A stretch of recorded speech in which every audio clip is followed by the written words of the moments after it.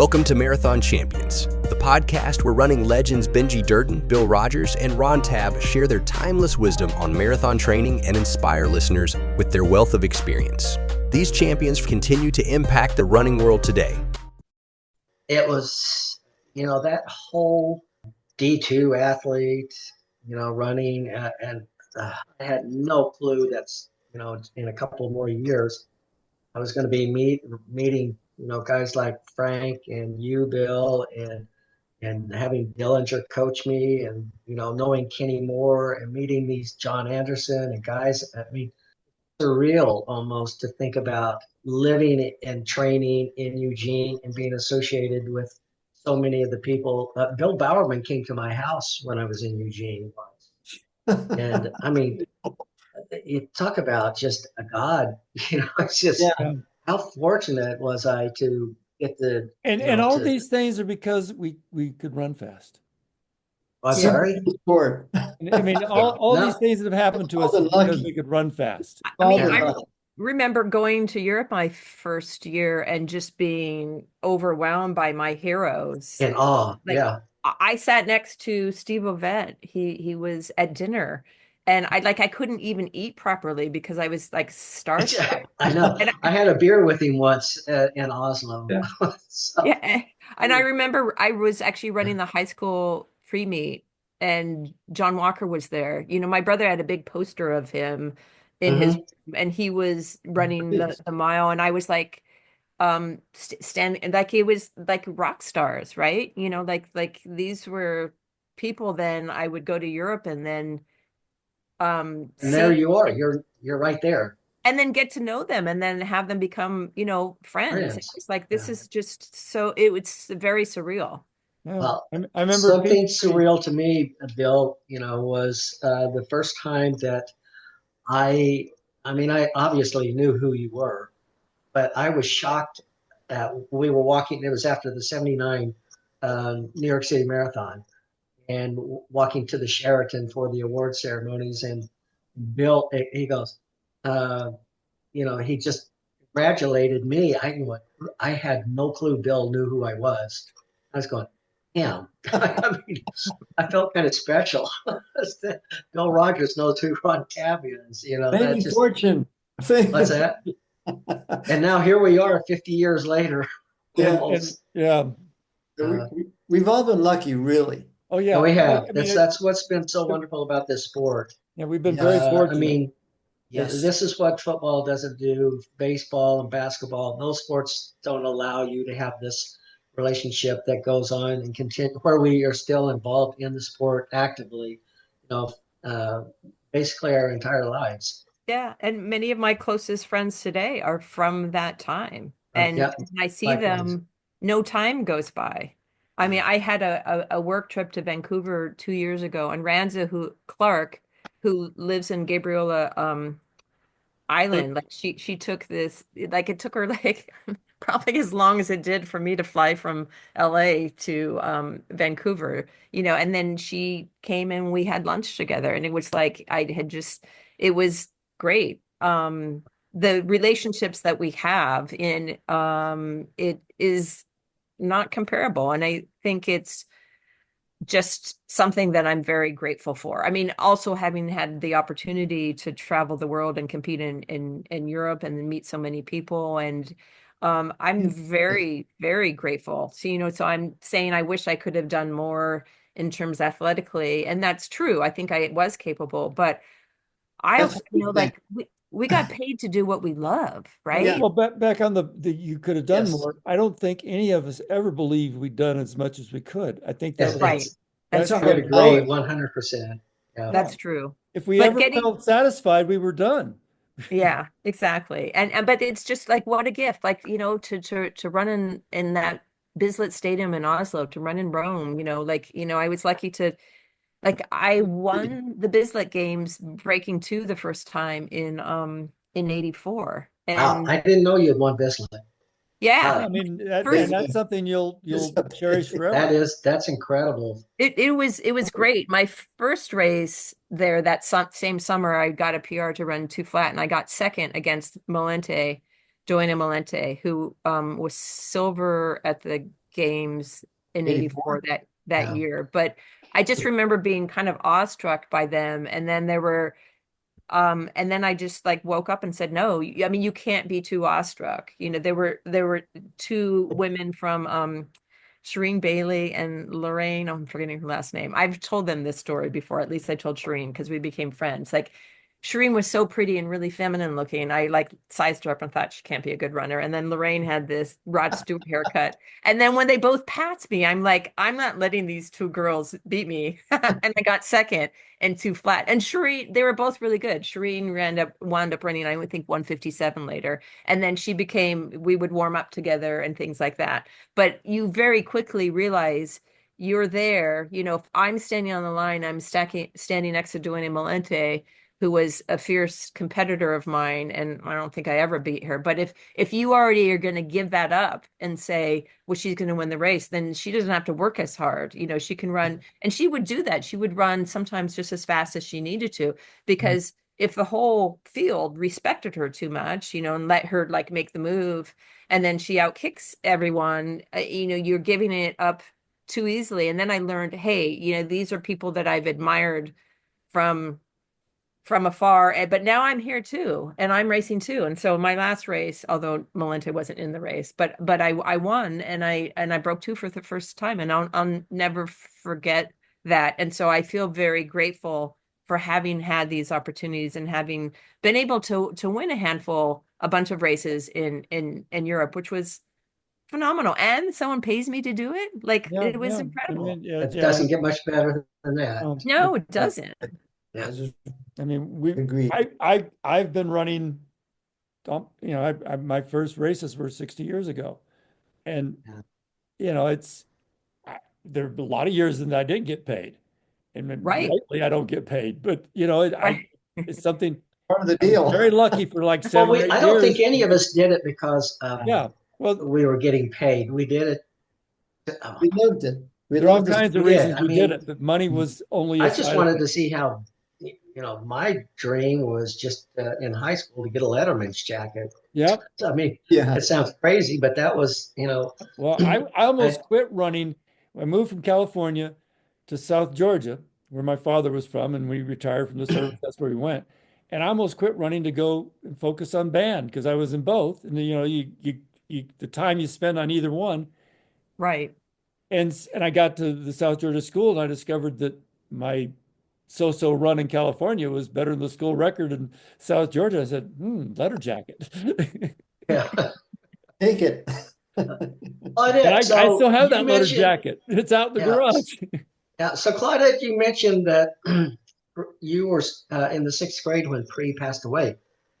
When did you begin running? So I didn't start running really until I was a 7th grader, but it was on my horizon. I mean, I was aware of it. When we lived in Los Angeles, my father had a friend who was a runner. And I remember going for 1 or 2 runs. I mean, not being a runner, but I remember being taken to Griffith Park to watch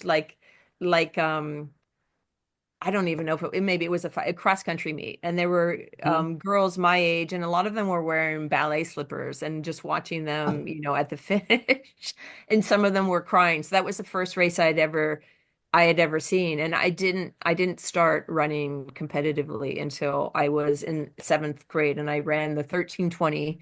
I got third, but there were only 3 people in the race. Well, you still got third.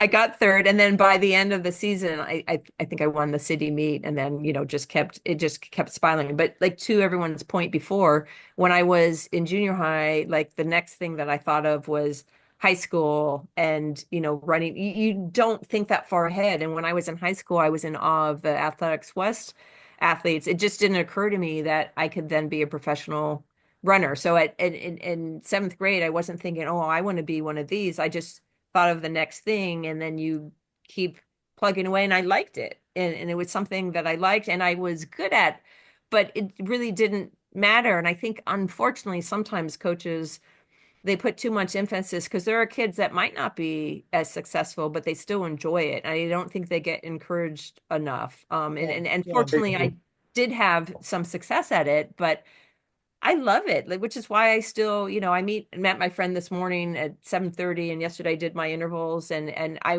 wish I had more time to kind of train a little bit more like I did before, but I'm doing it and I don't want to stop. I like it when I'm doing it, and to It your likes you, point, it yeah, makes you feel, it makes you feel it good. makes you feel good. And if I wasn't doing it, I would get up.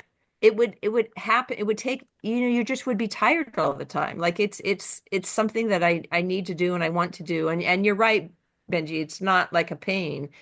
You don't feel a pain. It's more of a fatigue. But when you're fit and you're pounding out like a long run or a hard workout, there is nothing better than that feeling when you just pound out that I workout agree. and you've hit your marks, and it's kind of like a clean burn, like it feels There's really nothing more gratifying than a good solid 10-mile run. oh, That's what I used to always say. great.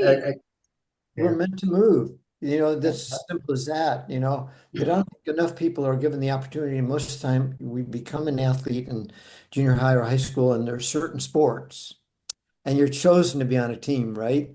Yeah. But we got into cross country or something where the door was more open. Yeah. So I think we need more of that attitude, in the US. But I think our sport has a great future because of that, despite the things with scholarships now a little bit like we were talking about Well, track it's and not field. just scholarships though, Bill. They're actually, some of the schools are just saying, no, you can't come out. We don't Right. need you out Yeah, there in the way. that's what concerns me is the I mean, fact that, yeah, I've got a good yeah, friend who's, she's not a great runner. She's like a 2:20 half mile, but she wanted to go out for CU cross country and, just run with the team. And they said, no, you'll be just in the way. you can't do it now. That's so sad, because a lot of those athletes, and some maybe not, but a lot of them do develop. And I would mention my friend Rose Monday earlier, and she coached at one of the junior colleges in San Antonio where she lived, and she said her proudest moments were taking that 220 athlete and bringing them down to 206. She Oh, did have a few that were like 220, and that got even further down, but like you get that kid, and like what you were saying, Ron, your girl who was running 5:30 and didn't think that she was going to run in college and then winds up winning the state meet. It's huge. It's just huge what you've done for Give her. them the exposure and the opportunity. I mean, yeah. that's all you can ask Your for. your mind, who are you? And suddenly you're a different person. And Absolutely. but the good thing about the cardio sports, we all improve and everything. But I think the scholarship thing is, I don't know, maybe it's overrated. Look at a lot of the talents that were really good in high school or something like that, and then that was it. Or then they get other things got their attention and Yeah. they quit the Well, sport. Well, and Bill, there's scholarships aren't overrated because when you look at the cost of going to college now, and college is No, just ridiculous. scholarships are important. I mean, I'm coaching kids now, and I'm hoping to give them an opportunity to combine their academics and their athletics yeah, where they can offset the cost of going to school. yeah. No, I I'm not mean, saying. it isn't like when we were in school that it was only a few $1,000s a year. But what I'm Now just you're looking at 60, 70, 80, $90,000 a year to go to school. which is ridiculous. But Yeah. It's crazy. do you think athletics is going to be dropped Well, some It, programs are in the dropping it. US? yeah. I mean, So that's possible. I know one of the schools in the conference that I competed in it'll get has funded. dropped men's cross country and track. Yeah, that's so sad. Yeah. I Well, mean, my Now, son, Less of the school, he less went of to the. Northwestern, and I wanted him to run for the track team. It was like he was super talented and he could have been great, but it wasn't his thing. And he was an engineering major. But he went to Northwestern and they did not have a track program. So, yeah. I mean, I don't think he would have had the time to do it. And also it wasn't his thing. But like, like, really? Like, how do you A lot of not have talent doesn't get developed. yeah. There's a school here in Fort Myers, where I am, Huh, that does not have a track program for men or women. They just have cross country. huh. And it's a Division I school. Yeah. They put their crazy? emphasis on basketball. Yeah. Wow. Yeah. I mean, a Well, I D1 think there's Too program bad. without a track program. So, I mean, how do you recruit a track athlete, a distance runner? How do you recruit that athlete to come and just run cross country. You don't. If they're very serious, I wouldn't go to that school. I wouldn't either. So, Well- Bill, you're saying that you think that the sport is in. Now we're going forward. I think we're taking a step. I think we're taking a step backwards. Well, I don't think I it's necessarily our fault. I just think it's the way It isn't our fault. NCAA is changing. All the emphasis is put on football, basketball, Yeah, football and and basketball, basically. I don't know if you've heard this, but I heard this last week that venture capitalists are now thinking about buying NCAA teams. Really? Yes, Run that by me again. there's some venture capitalist Too groups late for us. thinking about Wow. purchasing NCAA teams. Wow. And so what they would do is the school would provide the facilities and the education, if assuming education was still a some of interest, Priority. and then they would pay for the team, buy team members. I mean basketball or Basketball, football. Football is where they're looking at right now. And the revenue from the ticket sales would be returned to the venture capitalists. Wow. It's sort of Oh, it becomes minor league football. That's crazy. Yeah, I can't even wrap that's- my head around I that. can't even wrap my arms around Yeah, that. but that that if that happens, Sure. then there's no money going into athletics at that school because no money is coming from football. It's just Well, why would a school even do that? Because they get a They lot of lose so revenue. much. because lose so much they would revenue. probably It give doesn't the make school sense. some It doesn't. money. If, they it'd be Right. Elon Musk Stadium or something crazy. Yeah, that's unfortunate. That's really Yeah. unfortunate. And when I was at Oregon, we had a lot of walk-ons, and Ron and I were talking about this earlier this morning.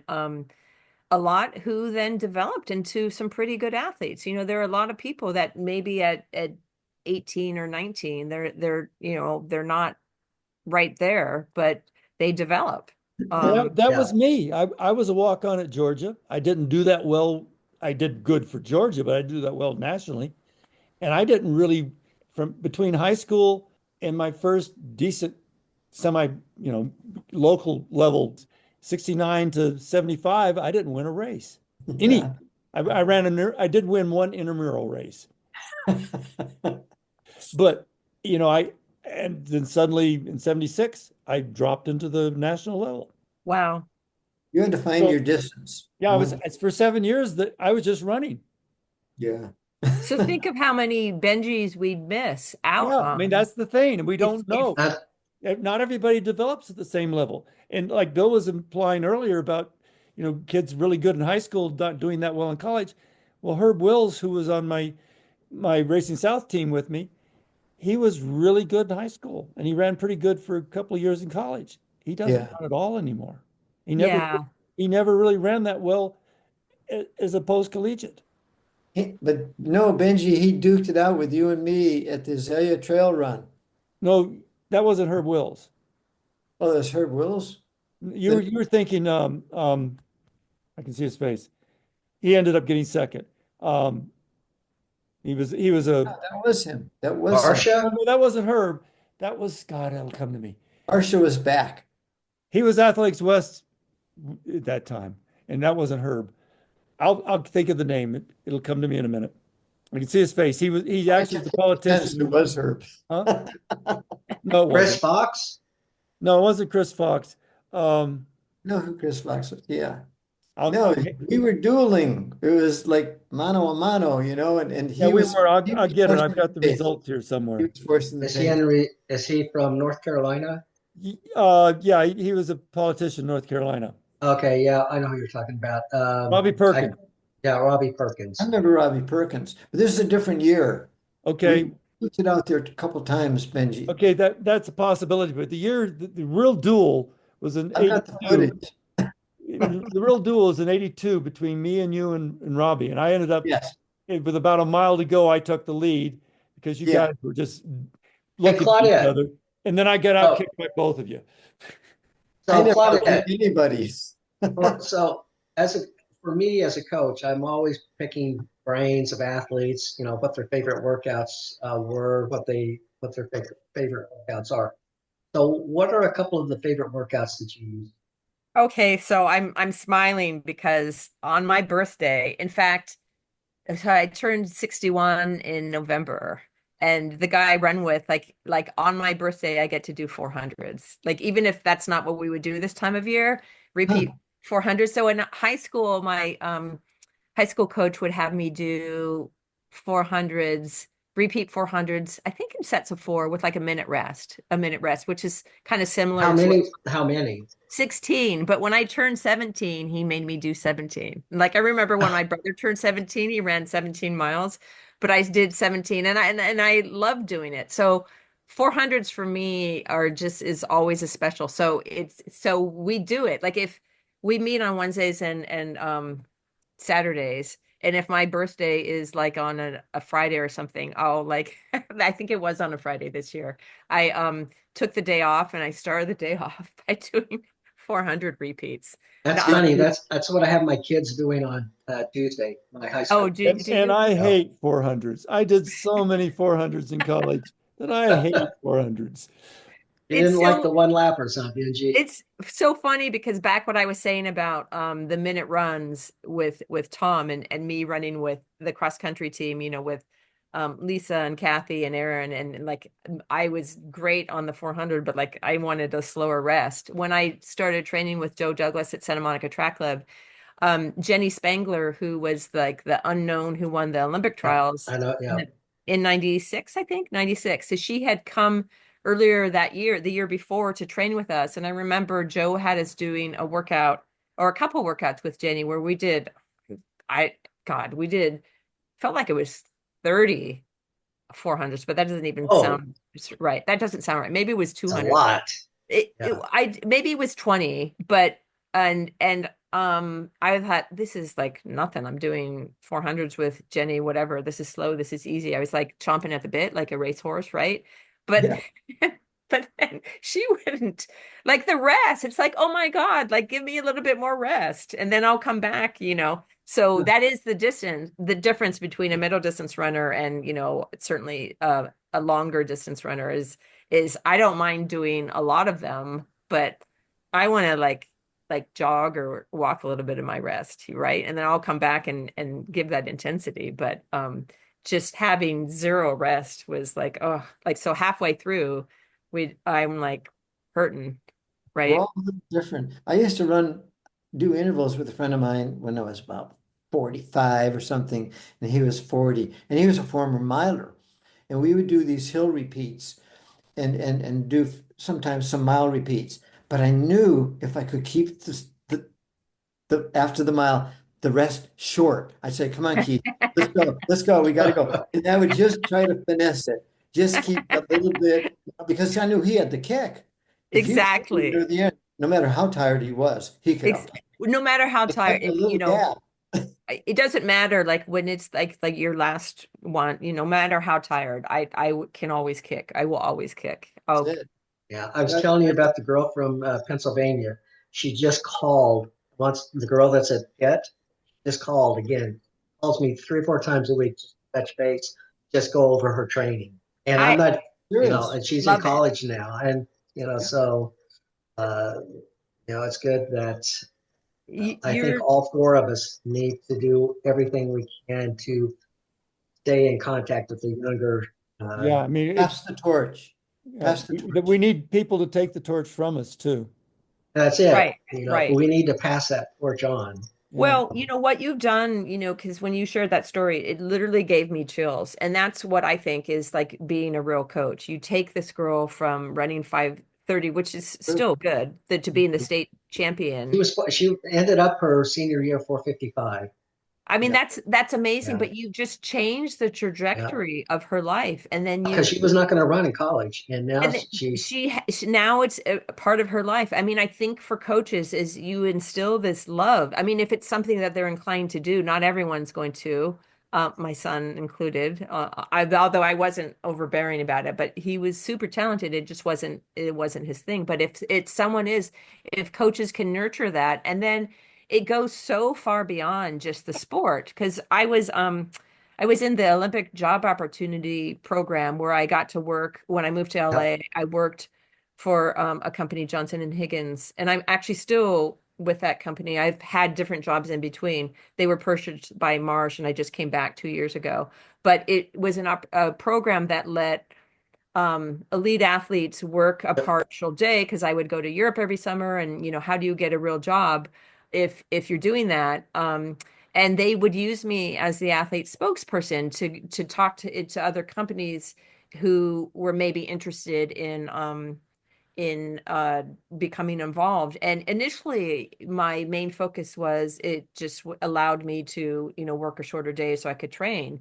But then, as important or more important, is that it gave me a job, an option, right? It gave me an option, and it just so happens that I'm still in that career. But even if I hadn't, it would have been an option for me, because several of my teammates worked at Anheuser-Busch. Anheuser-Busch hired a lot of athletes, and a lot of them didn't show up, and they didn't expect them to show up. So they had these marquee athletes, and you would just get a check. And I remember thinking, wow, that'd be nice to get a check for not having to do anything. And one of my teammates actually would show up, and they didn't know what to do with him. So they just had him doing filing and things like that. And then very quickly, I realized, no, I'm the lucky one, right? Because for these athletes, like when you make that transition from a full-time athlete in the real world, it doesn't help you if someone's just giving you a check or just had you do filing. And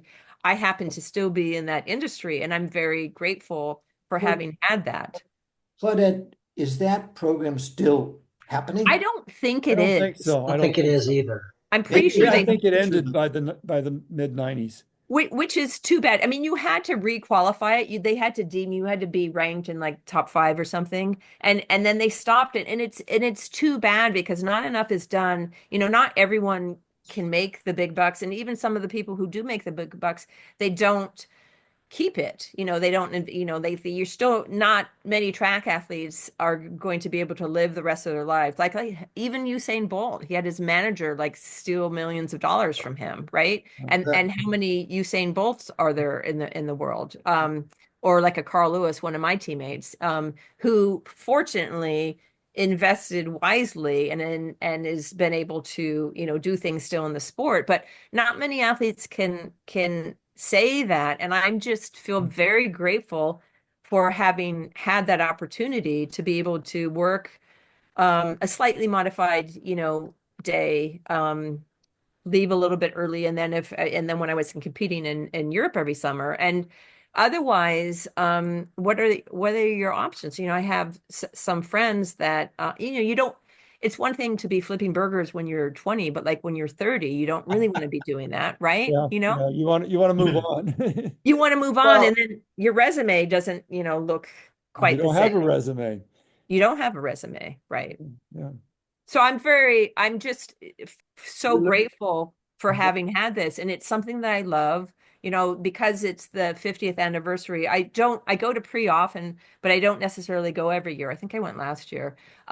I try to go to Oregon as often as I can, since I ran there too, but it's in my blood. I love it. I love watching it. I mean, hell, I was had to work all day meeting during the Olympics, right? And it with a big client when the men's 1500 came up. And it wasn't my meeting. It was not my meeting. I wasn't leading it. Otherwise, I wouldn't be able to do it. But I went in it. So we all had sandwiches brought in. There's like 20 people and like senior people in the room. So I wouldn't have been cool if they had known. But I put my phone down and I put it on silent.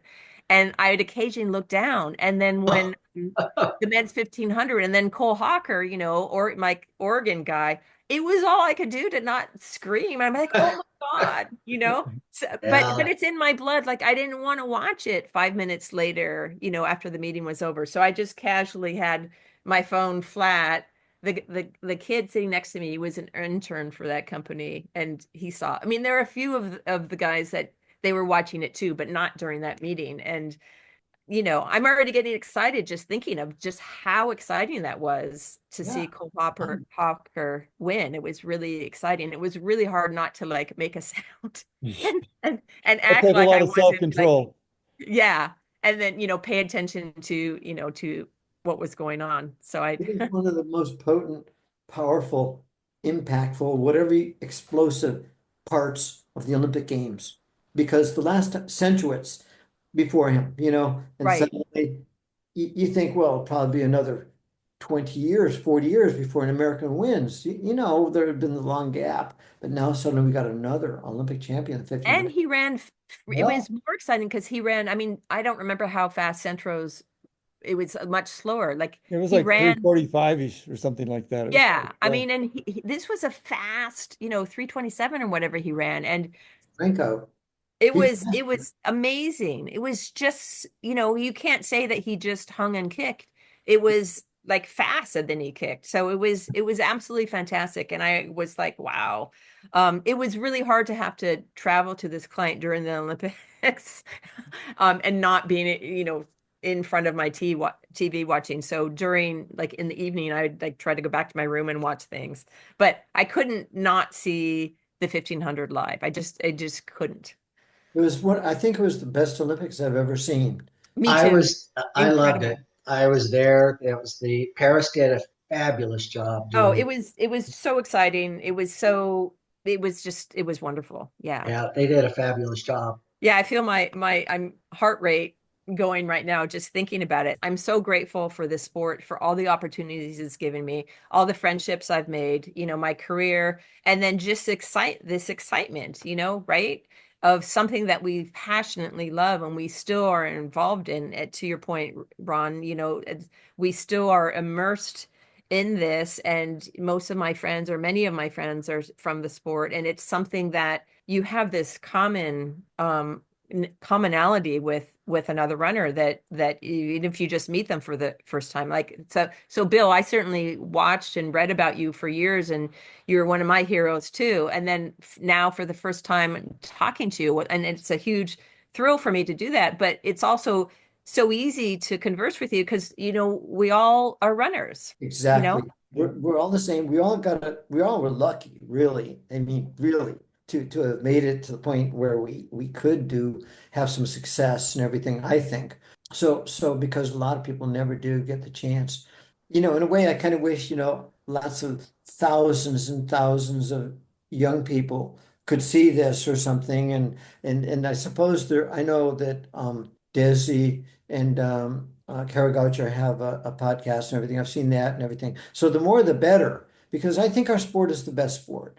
It Because is. it's I about agree. I health, won't argue where you that. live. Yeah, it's hard to argue with that. I mean, of course, we're very biased, but at the same time, I do think the health benefits of our sport Yes. are much greater. I mean, football is healthy. Absolutely. Yeah, but Absolutely. we didn't do it for the health Oh no, reasons to that's not start off. why we did it. Not at Right. I all. did it to get that Letterman's Well, jacket. yeah, me too. I mean, that was the sort of thing. It But might be true, but in the but the end, fact that this we can is get something people to do this Yeah, makes us a healthy society. it's something we felt though, and we still feel. yeah. I still feel I Well, like, yeah. Benji, look at Benji. He's a guy who's been hit by this, that, and the other thing, and he's still out there. And it shows you determination. Determination is priceless. What else would I do? All right. Sounds like we're wrapping things up, guys. Yep. So, All right. Claudette, 400s. loved having you on. It was a lot of fun. It was great. I really enjoyed Yeah. it. 400s. Yep. On my next birthday, I'll be doing repeat 400s again. That is cool. 62 of them. No. If I could do gonna one, join it'd you. be two. That would be nice, wouldn't it? All right, everyone. All right. Thank you. All right. We'll talk soon.